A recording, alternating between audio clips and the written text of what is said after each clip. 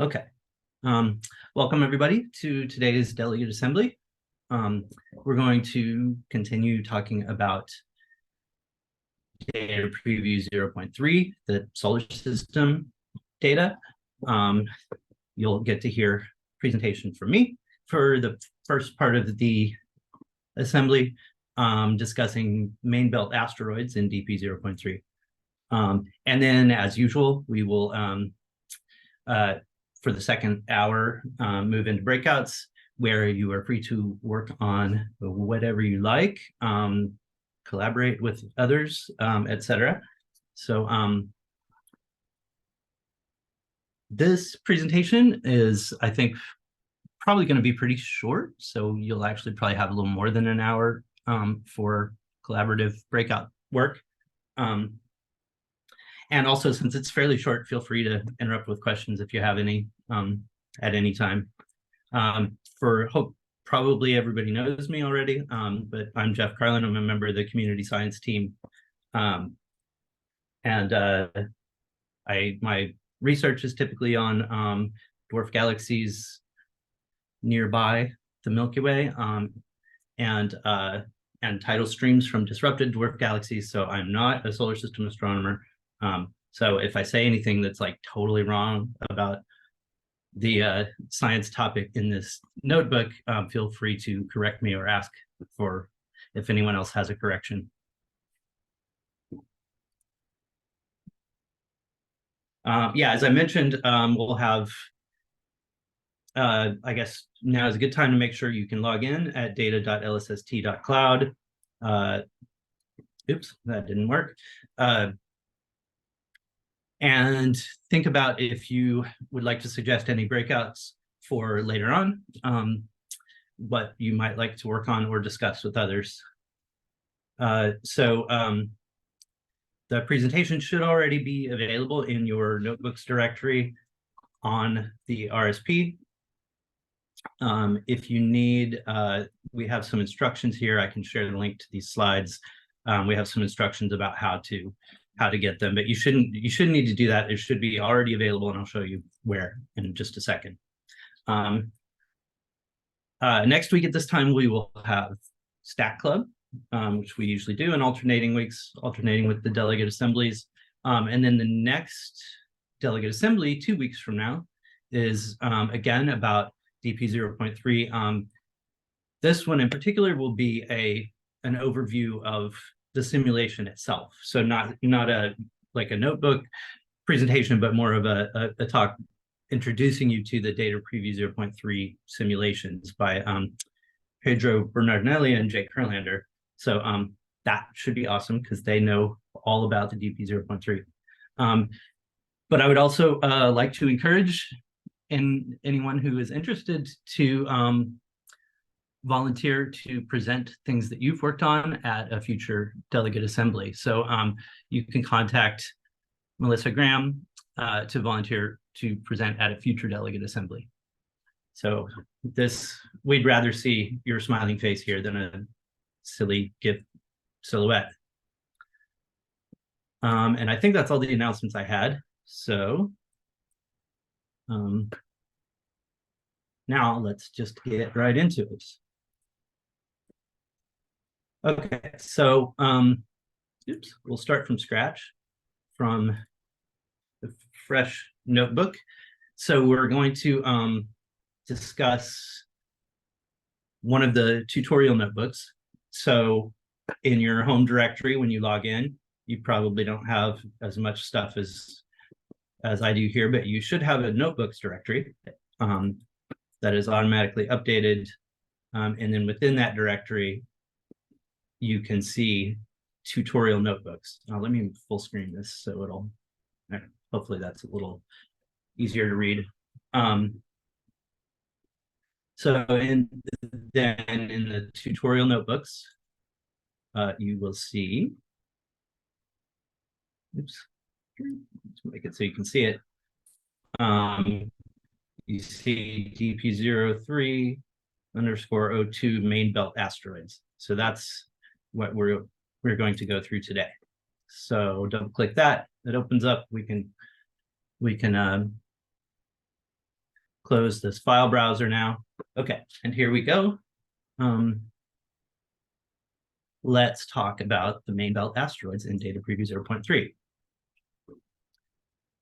So this is really just a basic introduction to the DP 0.3 data set and some of the properties of objects in the data set. And we'll just show a few simple analyses and plots of orbits and orbital families and properties of these asteroids. So we're going to use TAP queries as usual to query and retrieve lists of solar system objects and then plot their properties.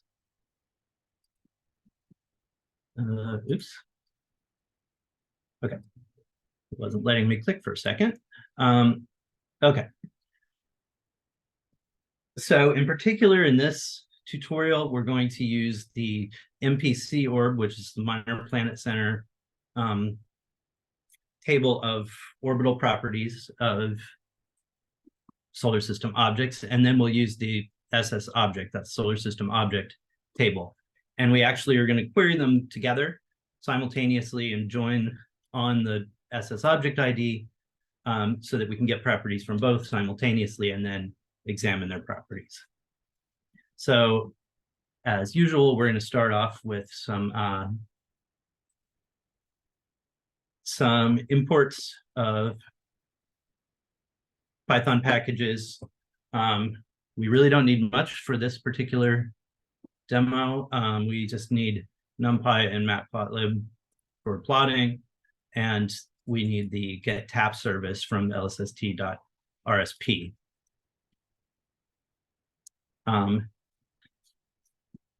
And then to initialize that tap service, this is the typical line where in this case we're pointing it to SSO tap. That's the solar system object tap service. So now we've initialized the tap service. We're going to define some functions and parameters that we're going to use later. The first is you'll see, and you may have seen it noted in the presentation of the intro to DP 0.3 notebook, that the semi-major axis, which is one of the orbital properties you really want to know about a solar system object, is not in the tables, but you need to calculate it from the perihelion distance and eccentricity. So their relationship is just defined by this, the semi-major axis A is related to the perihelion distance Q, as Q is A times 1 minus E. So we just define a function to calculate that for us. And we'll use that in just a bit. And really all it does is returns Q divided by 1 minus E. And then we define another function that this one does something more complex, where if you have the solar system object ID, the SS object ID for a single object, and you want all of the measurements of that object from the SS source table, this just returns those. So you can see it just takes as an input the object ID, and then it goes and does the tap query from the DS source and SS source tables, matching on that object ID that you have given as an input. So this will be really handy later when we want to say for a given object, we want to see all of its measurements and plot an orbit. So we'll use this at the very end. And then the place where we'll use this at the end is for this function where we're just going to plot the orbits of a few solar system objects on the same figure. I think it may actually even no, you can give it as many or as few as you want, I guess. So it could just be one, but we'll plot 10 at a time later on. And so this just plots in if you define a XYZ Cartesian coordinate system in the solar system. Or actually, this is agnostic about that. It could also be the topocentric, which is centered at the top of the Earth's atmosphere, or Earth's surface or atmosphere. Yeah, it's got to be the surface. Makes sense. Anyway, it'll make a plot with 3 panels in the x, y, x, z, y, z coordinates, so you can visualize orbits. And you can give it a list of many objects, so you can plot a bunch of them all together. So we'll see that at the very end of this notebook. And then I always set up some defaults to make plots look nicer. Okay, so those preliminaries are all out of the way. Then we will move on. Excuse me. So now let's get some data to work with. So we'll start here, querying the the DP0.3 catalogs, and you'll see here we are selecting from the MPC orb catalog as MPC, and we're joining it with the SS object catalog. You could leave out these 2 lines, which are just putting limits on the object IDs. You could leave those out and get the entire catalog, which will give you millions of rows. But this is done here just limiting on a range of the object IDs just to get a smaller sample. And you can see the other thing that we do is we say we only want things that have been observed at least 50 times. Because remember, this is over the 10-year LSST survey. So we want ones with good statistics with at least 50 measurements. And so you can see we retrieve things like the eccentricity, inclination, perihelion distance, the argument of perihelion, the object ID, magnitudes, which we actually end up not using in this case. So let's just execute that query. It might take a little bit, but we shall see how it goes. It really isn't that bad if you want to get rid of these lines and extract the entire catalog. It really doesn't take that long. Okay, you can see here it took 15 seconds to return 340,000 results. So that should be sufficient for our purposes. So now let's look at those results. First, we're going to calculate the semi-major axis because we want to use that a lot. So we'll just use that function that we defined above and give it the perihelion distance and eccentricity.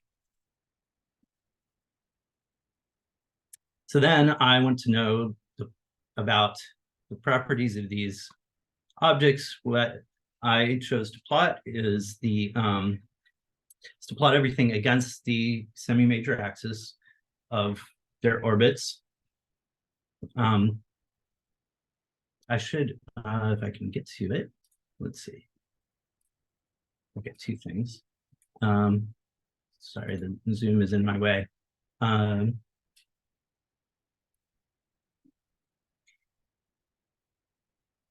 There is a link. Did I put the link in here? Anyway, if you need a reminder, you can always go. You can use Wikipedia to remind you of the orbital elements that are in the table. And of course, you remember from Keplerian orbits that the semi-major axis is sort of the mean distance of the object from its host, and then the eccentricity tells you how extended that ellipse is, how elongated, and then the inclination, of course, is how inclined to the plane the orbit is. And so we're going to plot here the inclination on versus semi-major axis, and the eccentricity versus semi-major axis in this panel, or in this plot. So it's going to have two panels. So here we are, this is the semi-major axis. Let's make this big again. There we are. So you have the semi-major axis in astronomical units. And then here we have the eccentricity, and we have the inclination. And we plot the sign of it just to make it go from 0 to 1, just kind of for convenience. And you'll see for comparison to plots from the literature later. Okay, but you can see this is actually going all the way out to 100 AU. So we're going way out there into the outer solar system. And you can see there are these objects that have really high eccentricities. These are likely comets, I think, that they never approach, their semi-major axis is way out there at, 40, 50 AU, and they have extreme eccentricity. You can see there aren't that many objects with really high inclinations. Most things have kind of a, they're fairly near the plane of the solar system. But you can see there are quite a few objects out here, but that most of the objects, this is just color coded by density, and most of the objects you can see the redder and yellower colors in the inner regions here. So most of the objects are focused in the inner regions. So now we're just going to zoom in and just focus on these things within a few AU of the sun. These objects out here, especially the trans-Neptunian objects, are the subject of DP0.3, or sorry, DP0.3 Notebook 3, which is available as of, I think, last week. So you can check that out, and hopefully we'll get Andres to present that soon as well. So if you want to know more about the trans-Neptunian objects, go check out that notebook. Okay, so now let's just zoom in on the ones where all the action is here.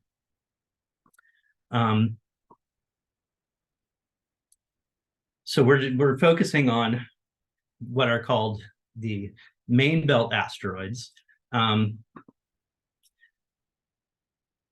which if I go here, if I click on the link, oh, look, we can donate. Let's not donate right now. You can see, hopefully you can see this figure. Maybe I can make it bigger. There we are. So this is just showing you a sort of a top-down view on the solar system. And so you see the inner planets here, Mercury, Venus, here's Earth's orbit in the interior region here. And then you can see just outside of Mars's orbit, extending all the way out to near Jupiter, you can see there are lots and lots and lots of asteroids. So that's what's known as the main belt. So that's what we're going to focus on. So remember, it's things that are basically outside Mars's orbit and inside Jupiter's orbit. Where'd my window go? Back there. Okay.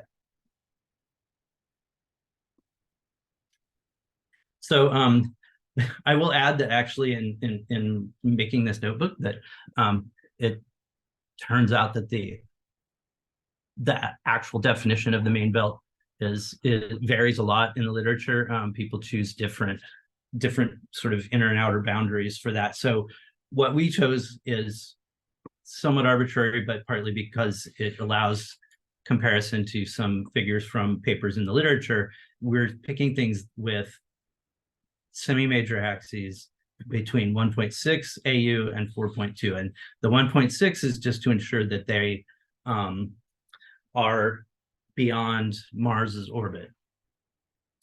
And so we'll just make that limit, or make that cut here. We'll take things with semi-major axis greater than 1.6 and less than 4.2 AU. Oops, and it won't execute. There we are.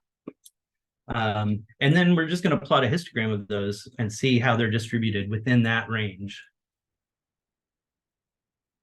And interestingly, if you remember this, where did the plot go? If you remember, this just looks kind of like a uniform belt of objects. But if we look at this, it clearly has sort of groups, peaks at certain semi-major axes. So you can also see that there are some gaps in between these peaks, like even in between some of the taller peaks. These gaps are actually known as the Kirkwood gaps, and these arise because of resonances in the dynamical resonances in the solar system. So these are like resonances between the asteroid's orbital period and Jupiter's orbital period. So for example, this one at 2.5, this gap right here, is the 3-to-1 resonance, meaning the asteroid orbits 3 times for every 1 orbit of Jupiter. So these Kirkwood gaps are very well known, and you can see, well, here we can go ahead and click on it. Oops. You can see they correspond to the 3-to-1, 5-to-2, 7-to-3, 2-to-1 resonances, for example. So you can read more about it in that article that's linked.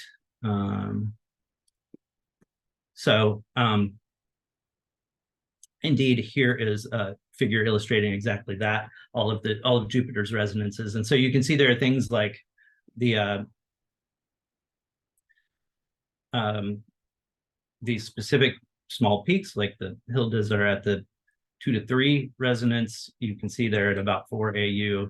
And here they are out here. So you can see that many of these groups, the Hungarians are easy to spot here as this little lump, and a few of these others are here. So in fact, many of them are named families. So now we're going to explore those in a little more detail.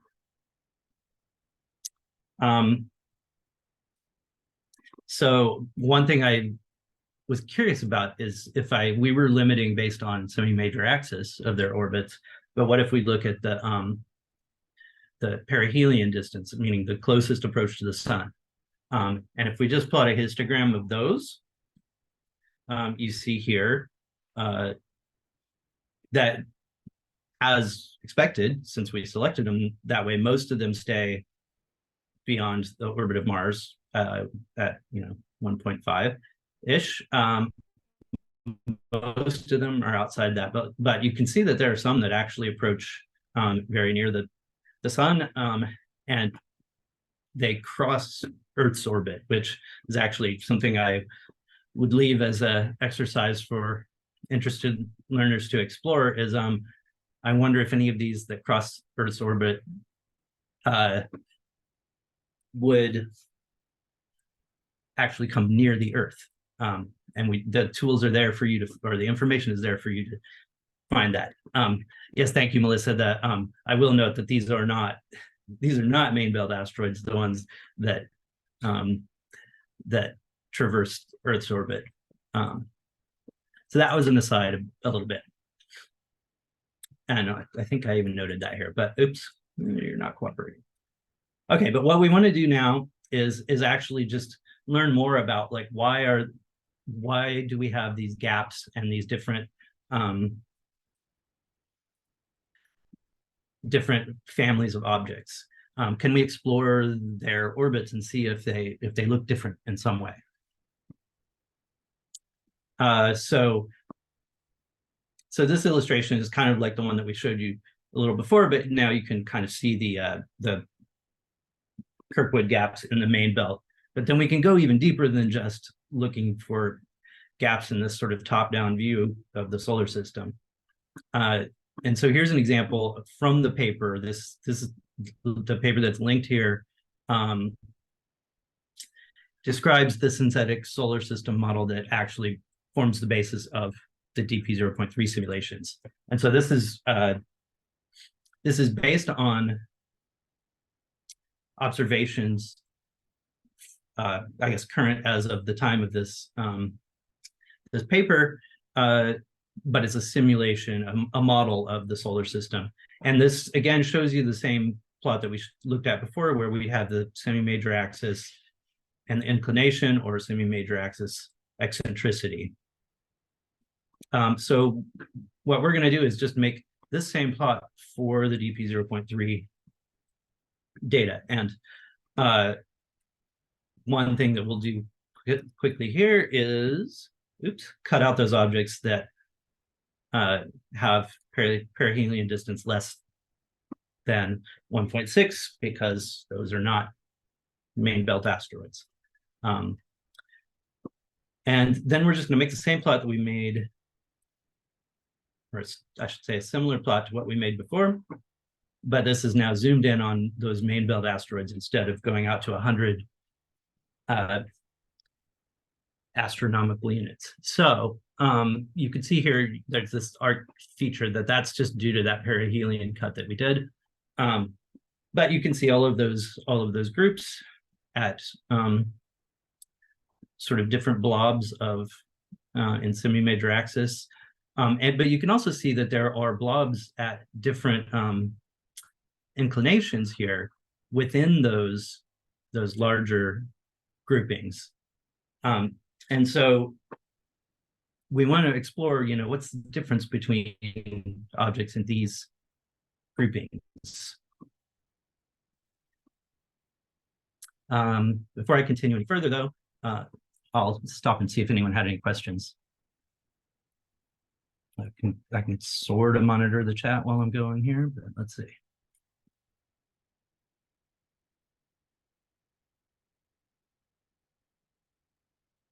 Okay, so moving on.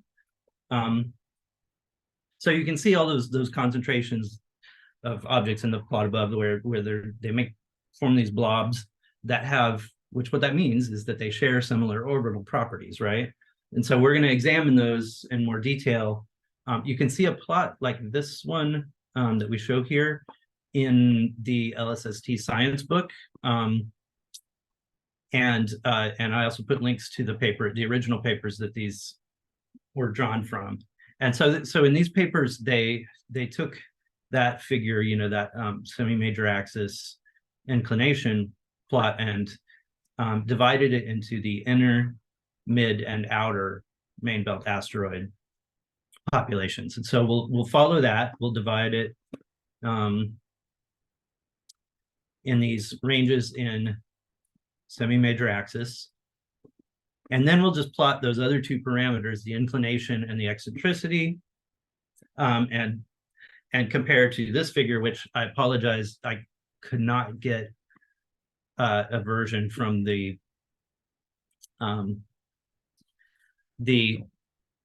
online version of the paper that was better resolution. So this is just showing here eccentricity on the x-axis and inclination on the y-axis. So instead of having them separately here, it's now just plotting inclination versus eccentricity.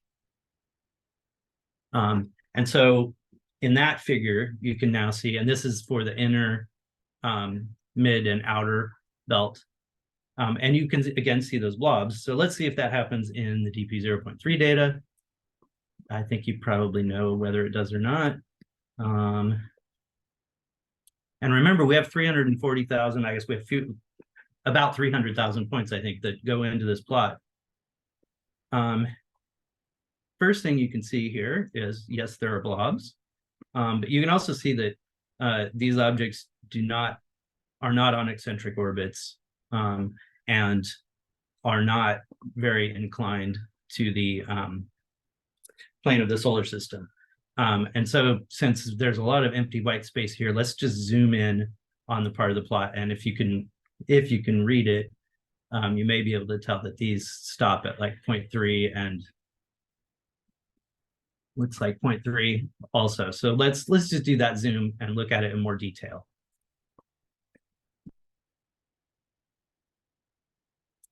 Okay, so now we've zoomed in on the blobby areas.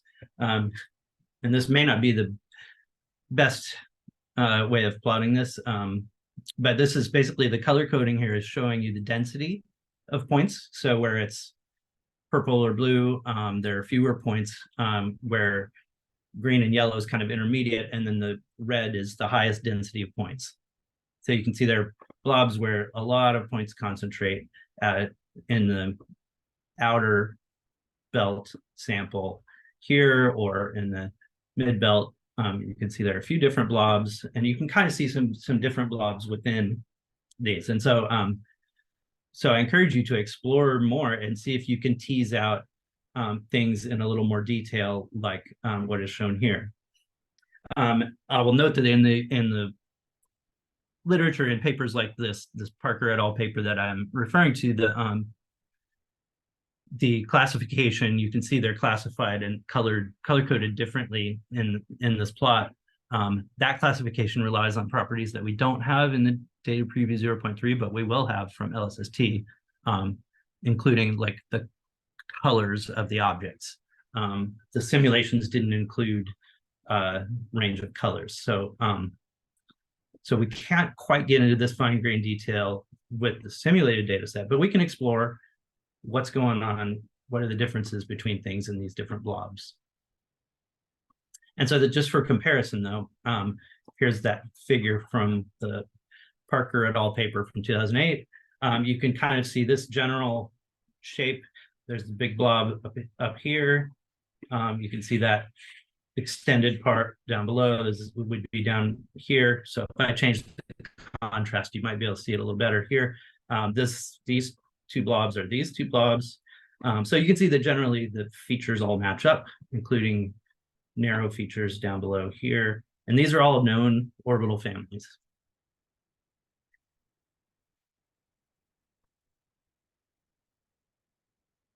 Okay, so then last thing I want to do is say, okay, these are their orbital elements, right? So this is the ellipticity of the orbit of each of these objects. This is the inclination of the orbits of these objects to the plane of the solar system. Let's actually just look at the orbits and see if they look different for different blobs among these. And so that's what this next step does. We're just going to select some boxes on some of those most overdense regions. So these black boxes, we're going to select the points within those areas, and then just plot a handful of orbits for each of them and see what they look like. Oops, sorry. Okay. And so the next three cells here, here you can see we're just selecting eccentricity greater than 0.1, less than 0.15, sign of the inclination less than 0.13, greater than 0.9. So that's this box. And then we set up a few things here. We say we're going to plot 10 orbits together. And then what this line does, this pick object inner, this is for this inner belt sample. We from the original table, we say sample this number of objects. So sample 10 objects. And that just picks a random sample of that data set that we've told it needs to satisfy being part of that blob and being in the inner belt sample. So then we just we pick that random sample of 10, and then we just put the XYZ heliocentric coordinates and the time of observation into arrays here. And this, remember, uses that get object matched function that we defined at the beginning, where we say here we've picked 10 objects, and now we say for each of those 10 objects, feed it the object ID to that function, and it'll retrieve all the observations of that object.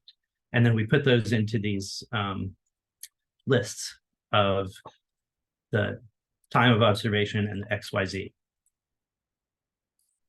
So hopefully that wasn't too confusing, but this is just picking a random sample of 10 objects from this box and then extracting all of their measurements.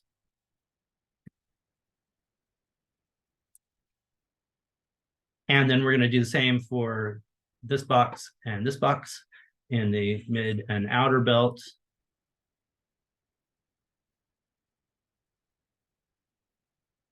Okay, and so now we've selected those. I could show you, I guess, what they look like even.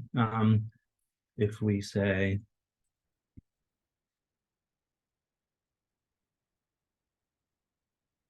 so you can see that this is 10 different objects. This one has 93 measurements. This is the X coordinate of it. This one has 153 measurements. These are the X coordinates, etc. For yeah, you see we have ones with 254 measurements. And so this is a list of arrays with all of those coordinates for their orbits. And so then we just go back to that other function that we defined at the very beginning, which is this XYZ orbit plot. And we just give it those arrays that we just extracted. We say, give it time, X, Y, Z coordinate, and it's going to give us back a plot of 10 orbits. Ta-da! So ideally, I guess it would be nice to be able to compare these more directly, but we'll just do it by scrolling like this. It just assigns colors at random, so so that you can just pick out the 10 different objects. But I guess what you can see here is if you're looking sort of down on the plane of the solar system, they look like fairly nice circles. Remember, this is the inner sample, so they should be semi-major axis between if I can't recall where it was, between 2 and 2.5 AU. And you can see they're not on very eccentric orbits, as you would expect from this plot. The eccentricities are like 0.1. And the inclinations are not very large either. So so you see they all look very similar, actually. Their orbits are all kind of very similar. As you expect, these are their orbital elements were all very similar. So you expect their orbits to look similar when you plot them. When you go to the next blob that we selected from, their orbits vary a little bit more. And that's in part because if we go back here, you can see the eccentricities are slightly larger, the inclinations are slightly larger here. And this is the mid belt. They vary a little bit more than the inner belt. And you can see they all don't look like aligned either. So that might be suggesting that there are even sort of subgroups within that. And then you can go to the outer belt and do the same.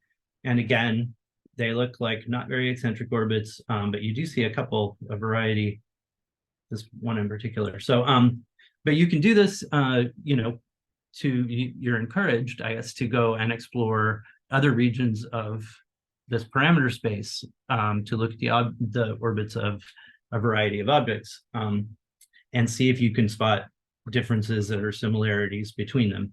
And of course, you can plot 100 on the same plot if you want, or 2. The function allows you to input as many or as few as you like.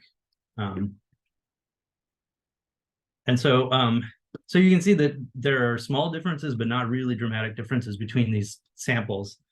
And so, you would need to explore maybe more properties of these objects to really classify them into families like you've seen from those papers in the literature, to really classify them differently. So I'm going to stop here and just say, like, there are a few, you can obviously think of a few things that you might want to do. You might want to explore properties of other places in those main belt plots that we made and see if their orbits look different. You could figure out, remember we mentioned those objects that are not main belt asteroids, but that have perihelia less than 1.6 AU.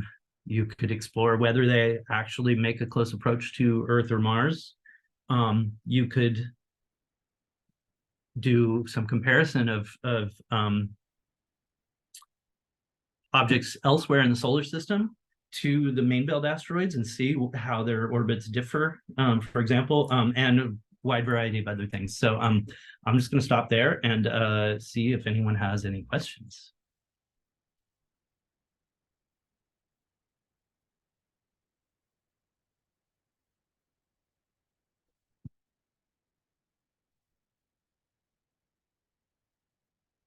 Oh, and I will note also that if I execute this cell again, this is for the outer range. If I execute it again, it's going to give me, it's going to give me a sample of 10 new random objects because we're doing the sampling again.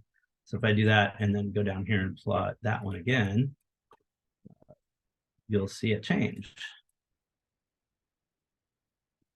Ta-da.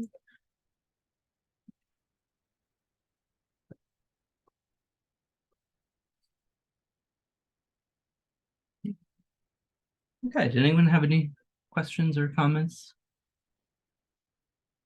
Thank you, Jeff. Thank you all for paying attention. It's been fun for me learning a lot more about solar system and how to extract information about solar system objects. Jeff, do you know anything about anything they might be adding to this catalog? I know they've talked about adding semi-major axis. Have you been in on that conversation at all? I'm not really familiar with what all is being planned. Yeah, so I won't even speculate. Actually, I'm not really sure. I think Meg Swamp's made some requests. Yeah, I that doesn't surprise me. I think things are fairly basic right now. That and one thing, of course, that we'll get from real observations is some understanding of the colors of objects, since we'll be observing with 6 filters. The simulated objects don't have, they're basically, as you guys showed in the intro notebook, that they're basically simulated with one of 2 colors, that's sort of a fixed color. And so that's information that you could use to sort of do things like this in more detail.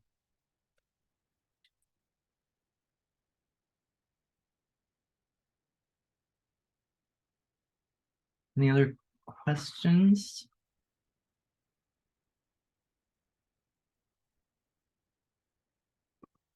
Hopefully I didn't totally confuse people about solar system stuff, since I am not a solar system scientist, but I think I remember my Keplerian dynamics.